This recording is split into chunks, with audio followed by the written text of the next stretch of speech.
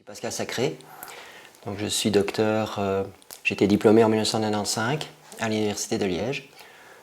J'ai ensuite fait une spécialité d'anesthésie et j'ai été diplômé en 2002 et j'ai fait un complément de spécialisation en soins intensifs. Et ça, j'ai été diplômé en 2003, j'ai commencé à travailler dans la région de Charleroi. Donc 17 ans de métier, principalement en soins intensifs. Donc j'ai également fait 2 ans et demi comme intensiviste à l'hôpital militaire Rennes Street à Bruxelles.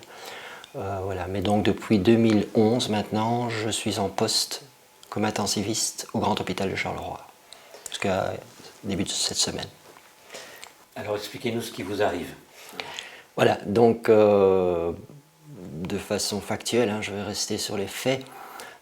J'ai reçu une demande par le secrétariat de la direction du GHDC de me présenter le mardi matin, donc ce mardi matin, le 20 octobre, dans le bureau de la direction, sans qu'on m'explique le motif de cette convocation. On m'a signifié qu'on mettait unilatéralement fin à mon contrat, me demandant de quitter l'hôpital séance tenante et de m'interdisant l'usage de toutes les installations du Grand Hôpital de Charleroi. Voilà. Je suis parti sans m'empêcher d'aller dire au revoir quand même à tous mes collègues. Et voilà. Donc depuis, je suis licencié. Donc ils m'ont licencié, m'ont-ils dit, pour faute grave en rapport avec l'expression de mes opinions par rapport à la gestion de la crise actuelle et qui étaient exprimées au travers d'articles et de vidéos et de réseaux sociaux. Ils ont appris l'existence de mes articles via leur service de communication et le post Facebook, j'imagine qu'ils ont été sur mon Facebook alertés par des personnes dont apparemment une virologue, une infectiologue qui a alerté l'infectiologue de notre hôpital pour enquêter.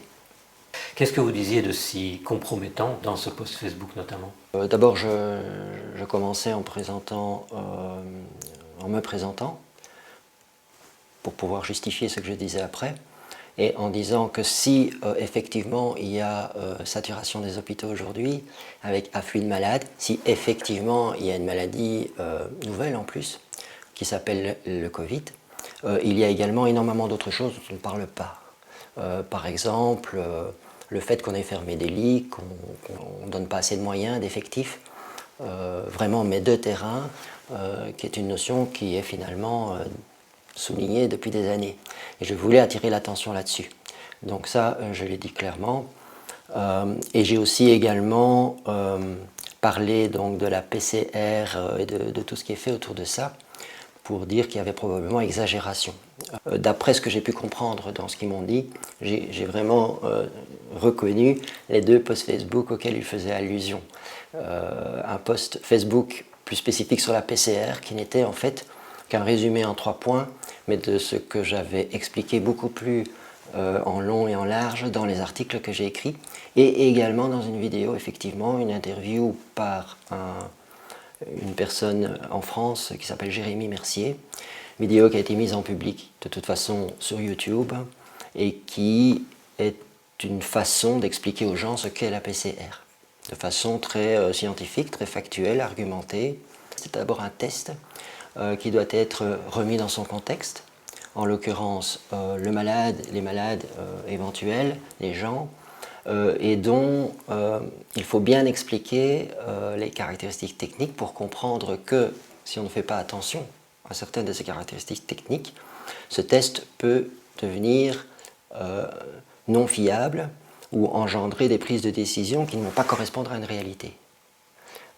Et j'explique, notamment par rapport au seuil de sensibilité du test qui est utilisé pour dire qu'une personne est positive ou négative.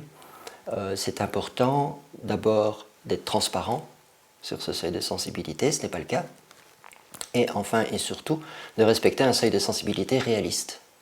Car si ce seuil de sensibilité est mis trop haut, bien évidemment on peut alors arriver à trouver des tests positifs mais qui ne correspondent pas nécessairement à non seulement la maladie, la présence de la maladie, mais même à la présence d'une contagiosité par rapport à cette maladie virale qu'on appelle la Covid. Vous êtes pourtant réanimateur en soins intensifs. On a bien besoin de gens comme vous en cette période. Les médias nous disent que les hôpitaux sont en saturation et pourtant ils peuvent se priver de quelqu'un comme vous. Voilà, donc donc quelque chose qui m'a énormément choqué, c'est de voir que pour cette raison-là, ils pouvaient renvoyer un réanimateur en cette période de crise Covid, je le rappelle, dont je n'ai jamais contesté l'existence, au contraire. J'ai été confronté en première ligne et j'y étais encore jusqu'à début de semaine. Et de voir qu'ils enlèvent une personne qui a 17 ans d'expérience à l'insu, sans demander l'avis de ses collègues, alors qu'ils vont solliciter, il faut le savoir, et c'est dans tous les hôpitaux, des médecins d'autres spécialités. On parle d'une crise, on parle de guerre, est-ce que dans une période comme ça, il était compatible avec le fait de dire c'est pour le bien des patients, c'est pour le bien de la médecine qu'on vous enlève? Comment est-ce que ça peut être compatible avec le fait qu'en même temps on vous dit vous devez partir séance tenante, tout de suite rentrer chez vous? Un réanimateur qui était censé travailler ce jour-là, qui était de garde le lendemain, et en sachant très bien, il le savait très bien, que évidemment il forçait tous mes collègues à devoir réorganiser l'horaire en catastrophe alors qu'on est dans cette crise Covid, qui reçoivent des patients Covid et que toute leur force, toute leur concentration devait être consacrée à la prise en charge de ces patients, pas à réorganiser un horaire en catastrophe. Et ça, c'est pas de ma volonté du tout, ça m'a été un drame pour moi, dans la mesure où j'ai dû partir alors qu'ils avaient besoin de moi. Ok.